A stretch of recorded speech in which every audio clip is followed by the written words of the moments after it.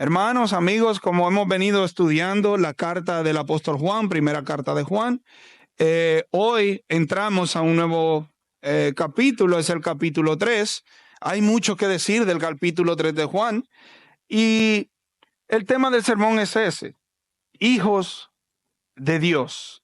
Ese es el tema del sermón de hoy y vamos a estar en primera de Juan, capítulo 3, versículos del 1 al 3. Y hemos venido hablando que la carta de Juan es exclusiva para creyentes. Era una iglesia, varias iglesias, que estaban en Asia Menor, en lo que hoy es Turquía, y esas iglesias estaban sufriendo porque dentro de ellos se habían infiltrado, como hablábamos la vez pasada, de anticristos, gente que parecían hermanos en la fe, pero no eran, y habían infiltrado doctrinas y tenían un espíritu que se oponía a todo lo que Cristo es. Entonces Juan desarrolla su carta, Juan empieza advirtiéndole, Juan los lleva al principio de quién es Dios, lo que yo he oído, lo que yo he visto, lo que mis ojos han visto, esto hablo. Y Juan desarrolla su tema y nos empieza a hablar de tantas cosas. Y Juan hemos venido hablando también de las pruebas que Juan viene haciendo hacia nosotros y diciendo, examínense, miren, ustedes son creyentes genuinos, amen la ley del Señor, obedezcan su mandamiento. Pero no solo eso, ustedes son creyentes genuinos, amen a sus hermanos en la fe. Y más adelante Juan dice, ustedes son creyentes genuinos, no amen al mundo, aborrezcan al mundo. Y Juan dice, ¿y ustedes creen que son creyentes genuinos? Bueno, identifiquen a aquellos que llegan a la iglesia, que tienen el espíritu del anticristo y tratan de distorsionar todo lo que nosotros les hemos enseñado. Entonces ahora Juan, en su carta, empieza en el capítulo 3 a llamarnos hijos de Dios. A llamarnos hijos de Dios. Y antes de empezar, ese es el tema del sermón para los muchachos que están escribiendo. Quiero contarles una historia y es un cuento. Y este cuento yo creo que todos lo sabemos. Es el cuento del famoso patito feo. No sé si saben el cuento del patito feo. El patito feo en realidad no era un patito feo, era un cisne. Pero el patito feo nace dentro de una comunidad, dentro de una camada de patos, pero él era diferente a los demás. Claro, él era un cisne en medio de patitos. Qué triste historia la de ese pato, ¿no? Él se miraba y no se parecía a los demás. Es una historia muy triste. Cuando nos la contaban en la escuela, cuando yo estaba niño, había muchos sentimientos de tristeza. Unos lloraban porque es una historia muy triste del pobre patito feo que nadie lo quería. Y todos sabemos la historia del patito feo. Un día el patito feo, en una de esas cosas malas que le habían dicho, él se aísla, se va, la manada de patos se va y él se queda ahí y saca alas y empieza a volar.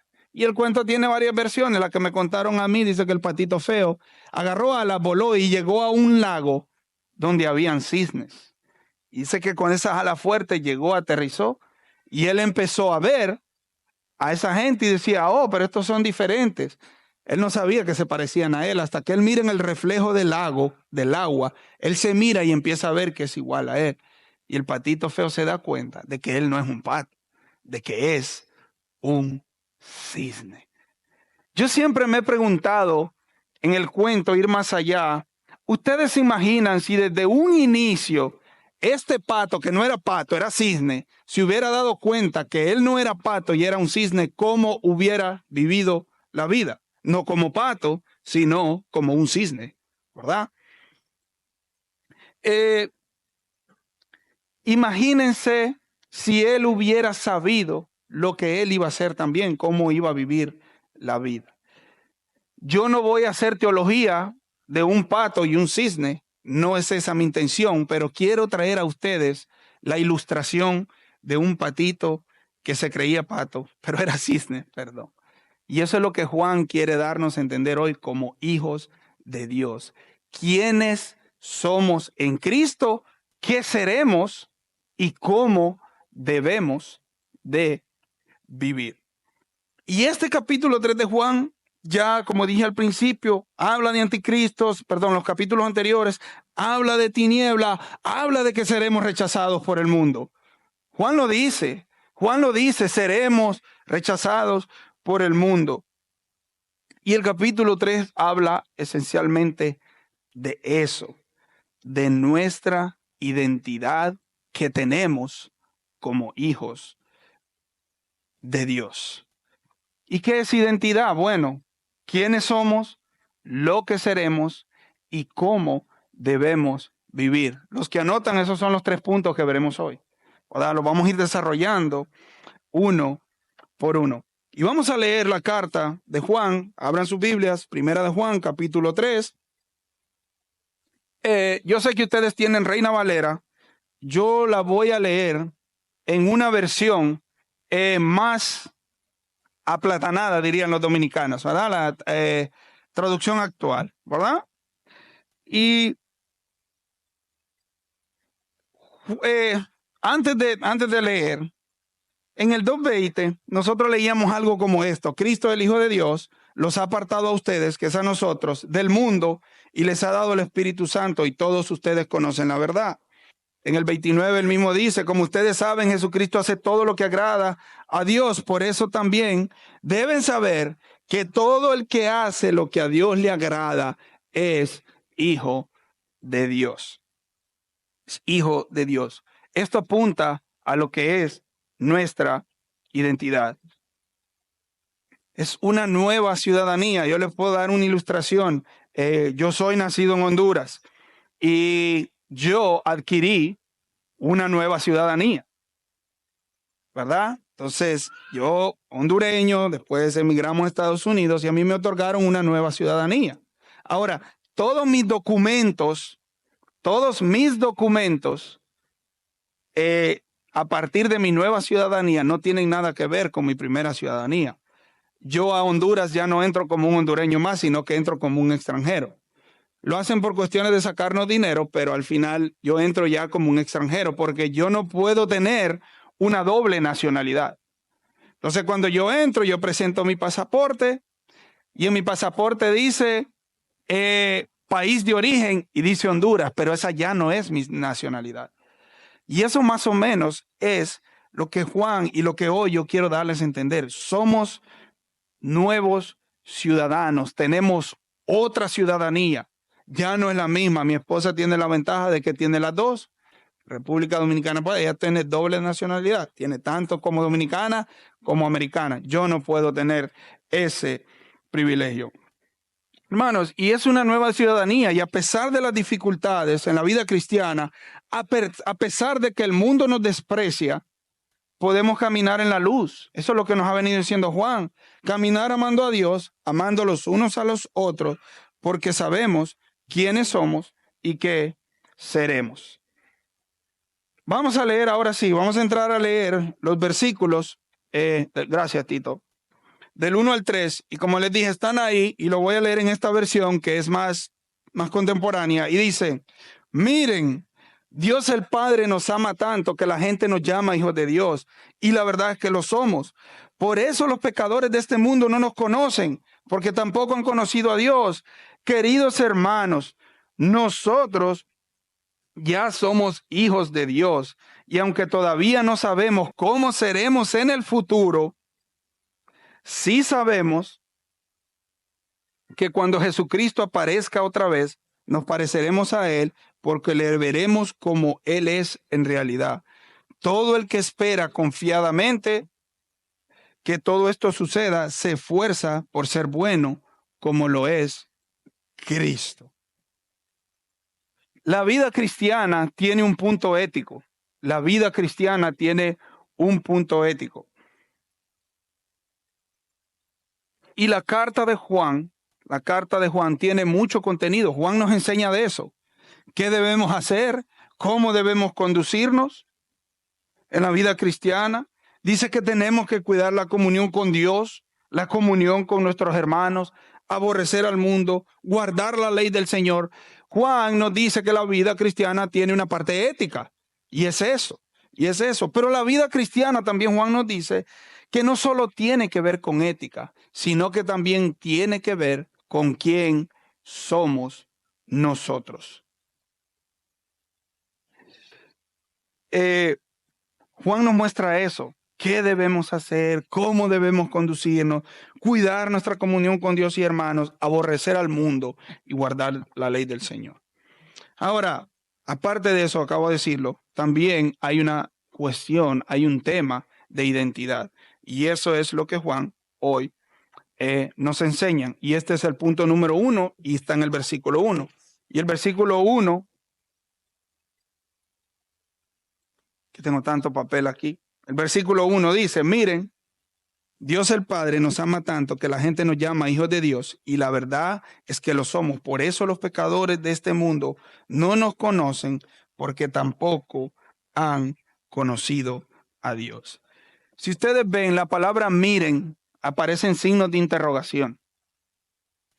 Y no quiero entrar mucho en detalles a los originales, pero sí hay algo que es muy importante resaltar cuando Juan dice, miren, Dios el Padre nos ama tanto. Esa palabra miren es deténganse un momento y contemplen esta clase de amor que el Padre nos ha dado. Ni en inglés ni en español la traducción del original se puede, pero es algo así. Este amor es de otro mundo, de otra galaxia que nadie sabe de dónde viene. Eso es lo que dice Juan. Miren, Dios nos ama tanto con un amor que nadie sabe de dónde viene y es ese amor que Dios ha depositado en nosotros. Deténganse a ver este amor, dice Juan. Párense por un momento, dejen de hacer lo que están haciendo. Esto es muy común para los muchachos, ¿verdad? Dejen de hacer lo que están haciendo y deténganse a mirar lo que Dios ha hecho en nosotros, sus hijos. Detengámonos, contemplémonos lo que Dios ha hecho. Ahora, el texto nos dice que Él nos ama tanto, nos llama hijos de Dios, pero antes de nosotros ser llamados hijos de Dios, hay algo que hay que aclarar. Antes de ser llamados hijos de Dios, teníamos otro nombre y teníamos otra identidad. ¿Y quiénes éramos nosotros antes de ser sus hijos? Efesios nos dice claramente, y la Biblia está por todos lados llenos de cuál era nuestra identidad anterior antes de ser llamados hijos de Dios. Y la primera dice que éramos muertos en delitos y pecados. Efesios capítulo 2, versículos del 1 al 3, dice, antes ustedes estaban muertos a causa de su desobediencia y sus muchos pecados.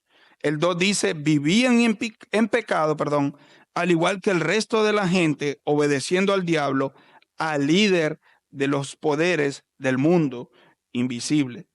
¿Quién es el espíritu que actúa en el corazón de los que niegan obedecer a Dios? Todos. La palabra todos aquí en griego es todos y en hebreo es todos. No hay excepción. Todos vivíamos así en el pasado, siguiendo los deseos de nuestras pasiones y la inclinación de nuestra naturaleza pecaminosa. Por nuestra propia naturaleza éramos objetos de la ira de Dios, igual que todos los demás. Antes de ser llamados hijos de Dios, éramos hijos de ira, enemigos de Dios, éramos hostiles hacia Dios. Eso es lo que éramos. Y el amigo que esté aquí, que está sin Cristo, esto es lo que usted es ahora mismo delante de Dios. Es un enemigo acérrimo de Dios. Esto era lo que nosotros éramos. Entonces Dios, antes de llamarnos hijos, éramos su enemigo. Y por eso este amor no sabemos de dónde viene. Yo les pregunto a ustedes, ¿amaríamos nosotros a un enemigo a tal punto de dar la vida, de encarnarme y venir a la tierra y morir en una cruz del Calvario por mis enemigos? No, yo no creo. Yo no moriría ni por un amigo que quiero mucho. Cuanto más por un enemigo. Y eso es lo que Dios ha hecho. Y por eso Juan nos dice, deténganse y miren lo que Dios ha hecho. Un amor que es de otra galaxia los ha depositado en ustedes y les ha dado una nueva ciudadanía y los ha hecho hijos de Dios. Ahora que somos llamados hijos, hay 4 cosas que yo quiero resaltar de este primer versículo. 4 nada más, de este primer versículo. Seguimos en el punto número 1. Y la primera es, Él es nuestro Padre. Y ustedes dirán, si somos hijos, claro, es lógico que Él sea nuestro Padre. Pero voy a usar las palabras de Juan. Deténganse, detengámonos por un momento y miremos lo que significa la frase, Él es nuestro Padre. Probablemente usted lo sepa. Llamarle Padre al Creador del universo. Yo le llamo a mi papá, papá, pero no lo digo de mala manera. Mi papá es un don nadie. Él es don Rainerio Matute. Pero yo tengo un padre que es el creador del universo. Él es mi padre. Él me formó. Él creó todo lo que está aquí. A tal punto que dice que la tierra estaba desordenada y vacía, no estaba apta para vivir. Y él la ordenó, ¿verdad? Y puso todo lo necesario para el hombre vivir. Y pum, y crea al hombre. Ese es el padre que nosotros tenemos. Ese es el Padre que nosotros tenemos. Miren esta otra. Él es 3 veces santo y Él es mi Padre. Dice que la Biblia que ante Él, ante mi Padre, se rendirán todos los reyes de la tierra. Y todo ser humano, toda rodilla se doblará ante mi Padre. Por eso Él es mi Padre. Yo les voy a contar que a mí me gustan mucho los documentales, muchísimo. Yo no veo películas, muy rara. La película que yo vea tiene que ser una película basada en la vida, en alguna historia real. Pero de lo contrario, yo no veo una película. No veo una película de superhéroes, no veo ni de Marvel, ni de DC, no veo nada de eso. Pero me gusta ver muchos documentales, muchísimos documentales. Y me gusta siempre ver a león. Yo me acuerdo que yo fui a un zoológico en New Jersey y no pude ver a león en todo su esplendor, pero lo he visto en televisión y he visto a león en todo su esplendor. Y hay una imagen, y piensen ustedes cuando ustedes vean algún documental de un león y ustedes ven a ese gran animal, al rey de la selva, en todo su esplendor, en esa selva africana, y está sentado tomando su siesta. Pero también ese león tiene hijos, tiene cachorros. Y yo no sé si ustedes han visto la imagen de ese león tomando su siesta y estos hijos, estos cachorros, jugando con él, mordiéndole la cola, mordiéndole la oreja y tirándosele encima, ¿verdad? Ahora, yo no me atrevería a hacerle eso a un león jamás. Ahora, ¿por qué ustedes creen que estos cachorros le hacen eso al león?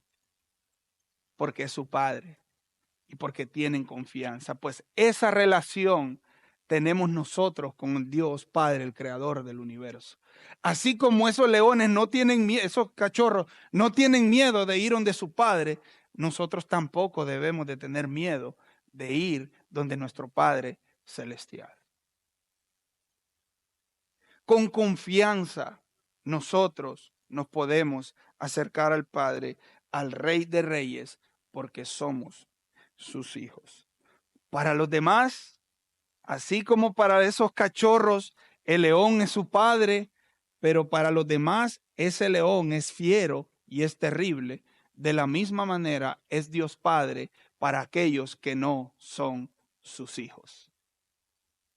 Lo hablamos anteriormente, son sus enemigos. Y miren cómo es esa confianza. El Señor en la oración modelo nos enseña a orar. ¿Cómo inicia la oración modelo?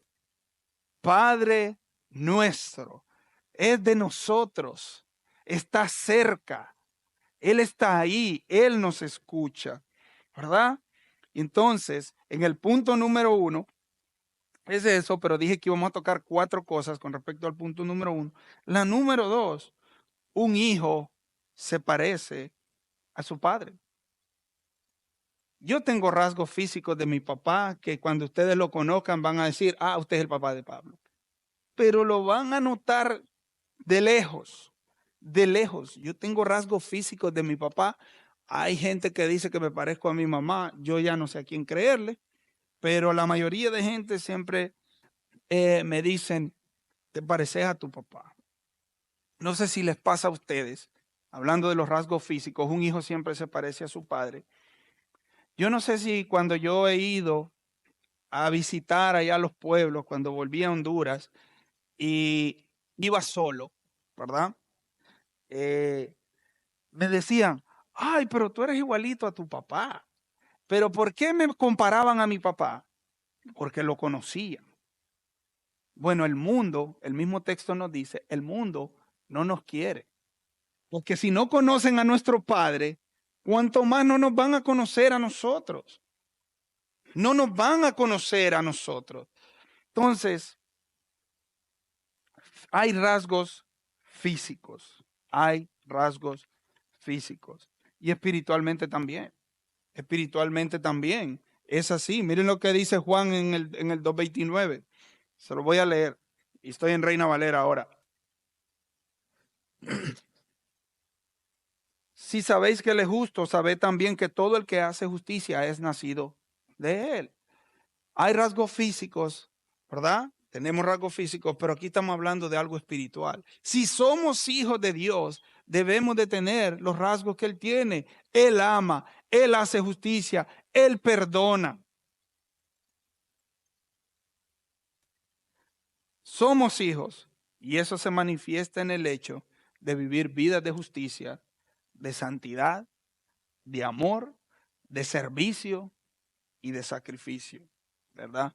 Y con esto yo no estoy hablando de ser buenas personas. Yo no estoy hablando de ser buenas personas. Estoy hablando de aquellos que hemos sido adoptados, que hemos sido renovados por medio del Espíritu y por eso tenemos esta identidad. Número 3, un hijo nace de su padre. El hijo no va y busca y escoge a su padre.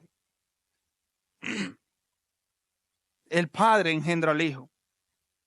Siempre ha sido la iniciativa de Dios. Él siempre buscando. Dice el versículo 1, amor nos ha dado. Él nos ha amado tanto. Él nos ha dado de su amor y nos ha adoptado a su familia espiritual. Esta es una de las doctrinas más olvidadas en el cristianismo hoy. Es esa doctrina de la adopción, de cómo Dios, siendo enemigos y no siendo sus hijos, sin identidad, Él viene, manda a su hijo y nos adopta a la familia de Dios. Número 4, somos hijos de Dios. Por lo tanto, si somos hijos, somos hermanos. Hay una frase que Alberto siempre dice cuando ora y dice, y parecernos más a Cristo, nuestro hermano mayor. Cada vez que Alberto ora, menciona esa frase. Cristo, nuestro hermano mayor. Si somos hijos de Dios, somos hermanos. Cristo es nuestro hermano. Él es el primogénito de la creación. Fue el primero. Él es nuestro hermano mayor. Es el primero de todos. Dice, engendrado, no creado, reza el credo, ¿verdad? Y participaremos con Él de la misma casa, del mismo nombre, del mismo Padre, y participaremos con Él de las mismas cosas, con Cristo. Él es nuestro hermano mayor. Tenemos una herencia en Él, Romanos 8:17. Así que como somos sus hijos, también somos sus herederos. De hecho, somos herederos junto a Cristo de la gloria de Dios, pero si vamos a participar de su gloria, también debemos participar de su sufrimiento. Dios nos dice, Ustedes son, Cristo es su hermano mayor, y de lo que Él goce en el cielo, ustedes también van a gozar de Él. Pero de lo que Él sufrió aquí en la tierra, ustedes también serán partícipes con Él del sufrimiento. Pablo se lo dice a los filipenses también. No solo que creáis en Él, sino que padezcáis también por Él. Ahora, aquí viene una pregunta, y es esta pregunta: ¿seremos todos hijos de Dios?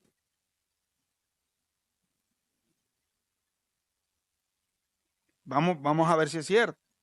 Es cierto que todos fuimos creados por Dios a imagen y semejanza de Dios. El hecho de que fuimos creados por Él no quiere decir que todos somos hijos de Dios. Pablo, hablándole a los griegos, allá en Hechos 17, le dice, sí, que somos de una misma sangre, la sangre de Adán y Eva, ¿no? Nacimos de Adán y Eva, de ahí todos venimos. Ahora, todos somos hijos de Adán y Eva, pero no todos somos hijos de Dios, porque en la caída ese privilegio lo perdimos. El hombre es destituido de la gloria de Dios, expulsado de la presencia de Dios, y a partir de ahí Dios nos viene hablando de dos simientes. Génesis 3:15, la simiente de la mujer, la simiente de Dios y la simiente de Satanás. Entonces, en esta vida, o pertenecen a la familia de Dios o pertenecen a la familia de Satanás. Es así. Así lo enseña la palabra de Dios. O somos hijos de Dios o somos hijos del diablo. Por tanto, no todos somos hijos de Dios. Solo aquellos que han nacido de nuevo son hijos de Dios. Somos trigo en medio de cizaña. Somos raros. Los hijos de Dios somos raros. Porque el mundo no nos entiende. El mundo nos aborrece. El mundo no quiere saber de nosotros. ¿Verdad? Pero esa incomprensión que el mundo tiene es tan solo el preludio de la gloria de mañana. Punto número 2. Somos hijos de Dios, ya sabemos lo que somos, pero hay algo más. ¿Qué seremos ahora nosotros? Y voy a leer el versículo 2. Queridos hermanos, nosotros ya somos hijos. Ya somos hijos de Dios, y aunque todavía no sabemos cómo seremos en el futuro, sí sabemos que cuando Jesucristo aparezca otra vez, nos parezcamos a Él, porque lo veremos, como lo es en realidad. Somos hijos de Dios, somos adoptados a su familia, tenemos el carácter de Dios en nuestros corazones, tenemos el amor de Dios en nuestros corazones, somos herederos de la gloria, pero aquello para lo que hemos sido llamados, no lo podemos ver completamente todavía. Ese patito feo, cisne, ¿verdad? Era solo un patito feo, pero en su ADN era un cisne. Nosotros probablemente no vemos lo que somos, pero nuestro ADN dice que algún día seremos algo, pero ahora somos hijos de Dios. Somos hijos de Dios. Y Juan lo dice sin dudar, lo que hemos de ser manifestado. O sea que todavía no se ha manifestado lo que nosotros seremos.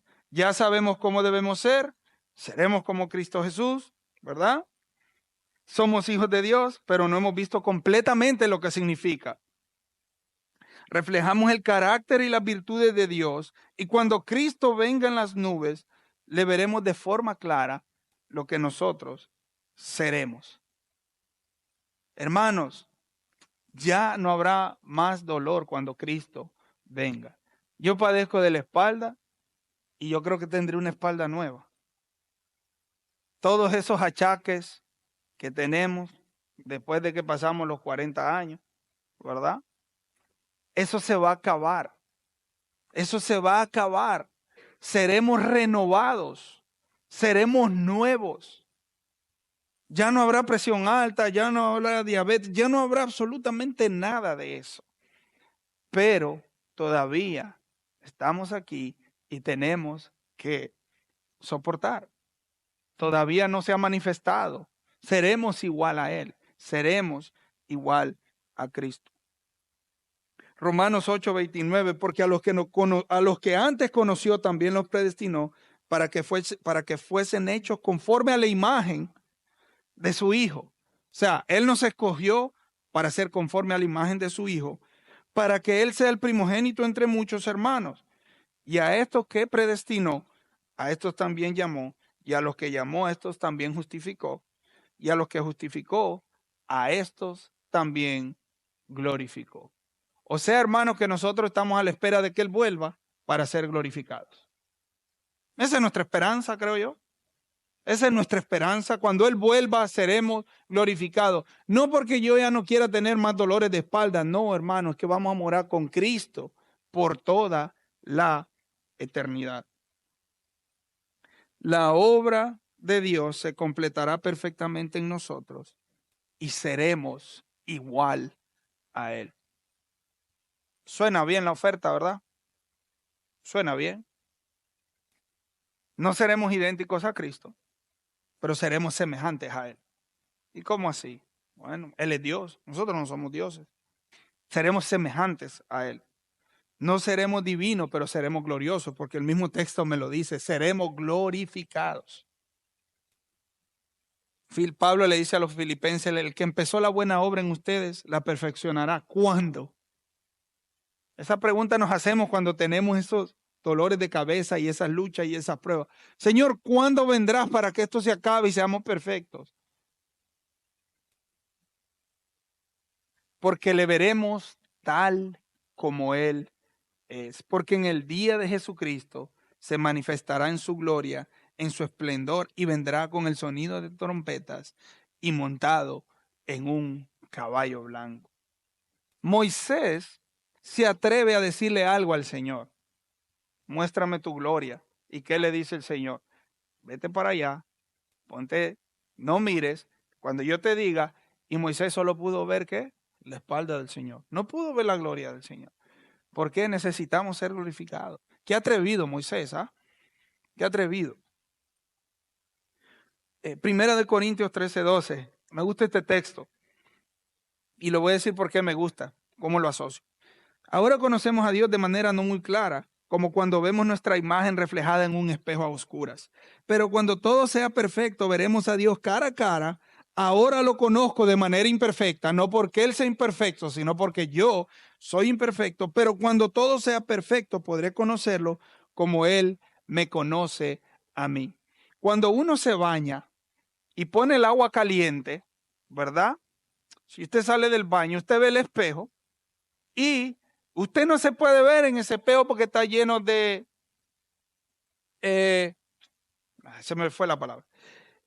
Está empañado, gracias hermana. Está empañado, no nos podemos ver, ¿verdad? Yo ahora mismo, por medio de mis lentes, están sucios y sí veo bien, pero veo también lo sucio de los lentes. Pues este texto es lo que dice, ahora lo vemos medio borroso, ¿verdad? Yo soy miope, cuando me quito los lentes, yo no veo la última fila, pues probablemente así mire a Dios. Pero cuando Él vuelva y venga, lo veré cara a cara. Hermanos, esto es lo que seremos. Esto es lo que seremos.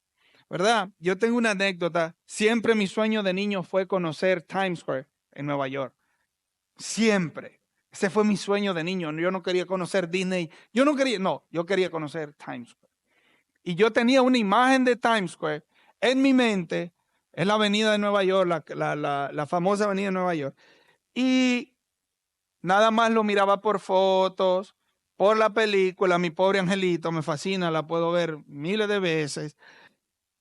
Pero cuando yo llegué a Times Square y me paré y empecé a ver todo aquello así, era como una realidad. Ahora, nosotros todavía no vemos, pero ya sabemos lo que seremos glorificados. Yo no sé si seré más feo, más bonito, a mí eso ya no me interesa. Seré glorificado para agradar a Dios. ¿Cuántas cosas hermosas hay en la vida? Pónganse ustedes, a algunos les puede gustar la puesta al sol, el nacimiento de un niño, la sonrisa de un niño. ¿verdad?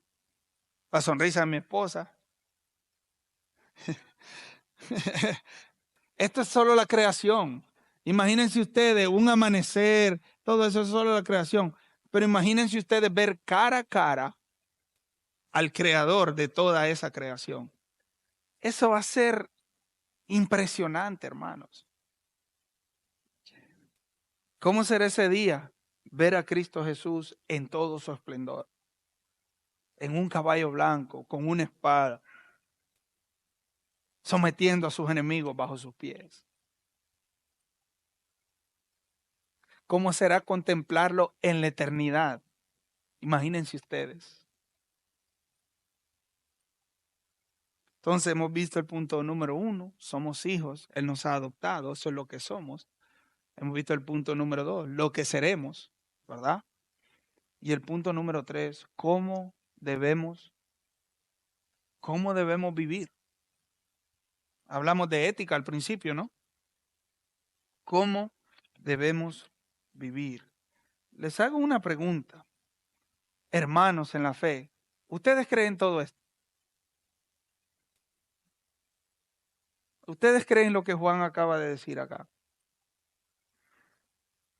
Y es aquí donde Juan nos quiere llevar. Es aquí donde Juan nos quiere llevar. Es aquí, como dice al final del versículo, todo el que espera confiadamente que esto suceda, se esfuerza por ser bueno. La Reina Valera dice, se esfuerza, todo aquel que tiene esta esperanza en Él, se purifica, se esfuerza en sí mismo, así como Él es puro. Hay un esfuerzo. Hay un esfuerzo. La santificación es de Dios, sí, pero nosotros tenemos que hacer cosas también. Nosotros tenemos que esforzarnos en la gracia. Él nos da la misericordia, Él nos da el querer como el hacer. Entonces hay que esforzarse. Hay que esforzarse. Hermanos, y si en verdad creemos esto, debemos esforzarnos. Debemos esforzarnos. Alguien dio un comentario tan acertado un día que dijo, el cristiano es la única persona en el mundo que lucha sabiendo que la victoria está ganada.